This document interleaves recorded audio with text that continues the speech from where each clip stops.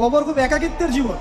আসলে মৌতের যে যন্ত্রণার কথা আমরা বলি না, এটা সবচেয়ে বড় বিষয়টা কি জানেন? এর শারীরিক কষ্ট তো আছেই, এই যে দুনিয়ার সবার থেকে বিচ্ছেদ, এটাই হচ্ছে যন্ত্রণা। সবার থেকে বিচ্ছেদ না, সবার থেকে বিচ্ছেদ হয়ে চলে যেতে হয়, এটাই সবচেয়ে বড় যন্ত্রণা। মানুষ একা থাকতে চায় না। জেলখানায় যে মানুষকে বন্দি করে রাখে না, ওই একাকিত্বের কষ্টে মানুষ বলে একা একা, আমি একা, কেউ নেই আমার সাথে। এটাই। এর উপর যদি আবার টর্চার করা হয়, রিমান্ড দেওয়া হয়, তাহলে কি অবস্থাটা হবে বোঝেন?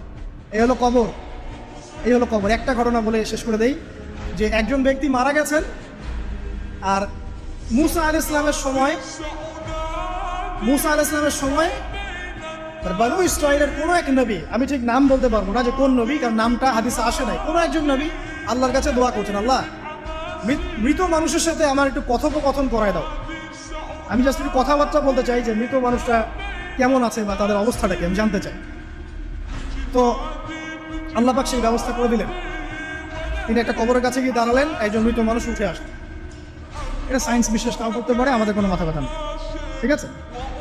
তো এবার তিনি তাকে জিজ্ঞাসা করছেন যে তুমি কেমন আছো, তুমি কেমন আছো, এই মুর্দাকে জিজ্ঞাসা করছেন। তিনি বলছেন আজকে থেকে প্রায় 500 বছর আগে আমার মৃত্যু হয়েছে। এই ব্যক্তি বলছে আজকে থেকে প্রায় 500 বছর আগে আমার মৃত্যু হয়েছে, এখন পর্যন্ত আমার গা থেকে, আমার আত্মা থেকে মৌতের যন্ত্রণা দূর হয় নাই।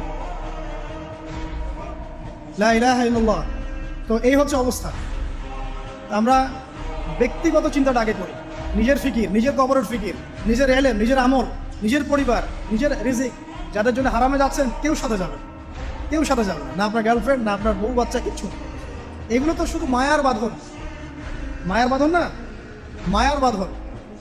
যদি এগুলো নেয়ামত হয় আলহামদুলিল্লাহ, যদি এগুলো দুনিয়াতে আপনার ফিতনা সৃষ্টি করে, আপনি আসহাবুল কাহফ হয়ে যান। কথা বুঝতে পারছেন না?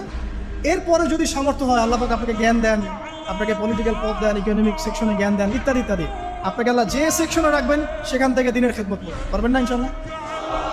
ডক্টর হয়েছেন, রোগীদের ফিস কমায় দেন, ট্রিটমেন্ট ইজি করে দেন।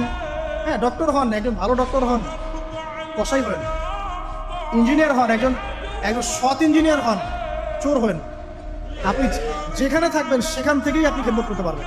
সবাইকে আলেম হতে হবে জরুরি না, সবাইকে দায়ী হতে হবে জরুরি না, এবং সবাইটা হতেও পারবে না। এভাবে জাতি গঠন হয় না। আগে বলছি, বিভিন্ন সেকশনে মানুষ আমাদের লাগবে, এবং প্রত্যেকটা সেকশনেই তাওহীদপন্থী ইমানদার মানুষ লাগবে। ইবলিস যখন আদম